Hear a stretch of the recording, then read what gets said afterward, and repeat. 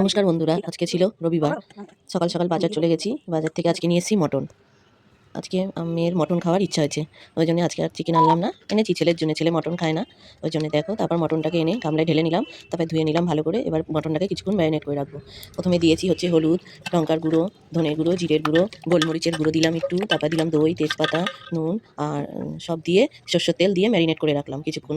তারপর মিক্সি করে নেব। মিক্সিতে দিচ্ছি হচ্ছে রসুন, আদা, পেঁয়াজ, কিছুটা পেঁয়াজ আর 2-4টে কাঁচা লঙ্কা দিয়ে ওটা মিক্সি করে নেবো। এবার তেল গরম বসিয়ে দিয়েছি কড়াইয়ে। তেলের মধ্যে দিয়ে দেবো হচ্ছে গিয়ে জিরে, তেজপাতা, শুকনো লঙ্কা। গোটা গরম মশলা থাকলে ভালো হতো, কিন্তু আমার কাছে ছিল না, ওই জন্য আমি আর গোটা গরম মশলা দিতে পারিনি। এদিকে আমি আলুগুলো একটু লাল লাল করে ভেজে নিলাম। এরপর ফোড়নে আমি জিরে, তেজপাতা, শুকনো লঙ্কা দিয়ে দিলাম। তারপরে আবার কিছুটা পেঁয়াজ তেলের মধ্যেও ভেজে নেবো। মিক্সির সময়ও কিছুটা দিয়েছি, আবার কিছুটা তেলের মধ্যে ভেজে নেবো লাল লাল করে।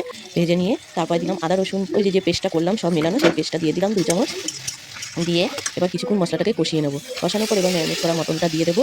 দিয়ে আজকে কিছুক্ষণ নাড়াচাড়া করে আজকে মটন রান্না করবো হাঁড়িতে। সবসময় প্রেশার কুকারে করা হয়, কিন্তু হাঁড়ির মটন খেয়ে দেখবে বন্ধুরা, হাঁড়িতে মটন করলে খুব ভালো হয়, টেস্ট খুব ভালো হয় প্রেশার কুকারের থেকে। এই জন্যে আজকে ঠিক করেছি হাঁড়িতেই আমি মটন রান্না করবো। এখানে মাংসটাকে কষিয়ে নিচ্ছি, দেখো হাঁড়ি নামিয়ে নিলাম। এবার এই হাঁড়িটার মধ্যে মটনটা যেমন কষানো হয়ে গেল, তেল ছেড়ে দিল, তখন হাঁড়িটার মধ্যে মটনটা দিয়ে দিলাম। দিয়ে তারপর দেবো গরম জল। গরম জল বসিয়ে দিয়েছি আমি ওভেনে। মশলা যে বাটিটায় মটনটা ম্যারিনেট করেছিলাম সেখানে আমি জল বসিয়ে দিয়েছিলাম, কারণ ওর মধ্যে অনেক মশলা লেগেছিল। ওই মশলা ধোয়া জলটাই গরম করে দিয়ে দিলাম। দিয়ে এর মধ্যে দিয়ে দেবো এবার আলুগুলোও এখন দিয়ে দেবো। দিয়ে এবার বসিয়ে দেবো ওভেনে। একদম লো স্টিমে বসাবো। লো স্টিমে আধা ঘন্টা বসিয়ে রাখতে হবে, তাহলেই মাংস একদম ভালো মতো সেদ্ধ হয়ে যাবে।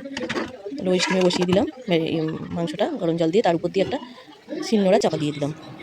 দিয়ে এই 15-20 মিনিট পরে সে একবার দেখলাম কেমন ফুটছে। অনেকটাই হয়ে গেছে আমার, আর একটু হবে।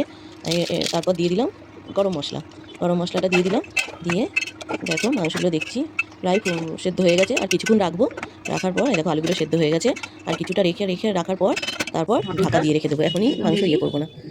এই দেখো আমার মটন রেডিও হয়ে গেছে। ঢাকা দিয়েছিল, ঢাকাটা আমি আর দেখাতে পারিনি। খাওয়ার সময় বের করলাম, এই দেখো সেদ্ধ হয়ে গেছে ভালো মতো। হাঁড়ির মাংস খেতে খুব টেস্ট হয়। ঠিক আছে বন্ধুরা।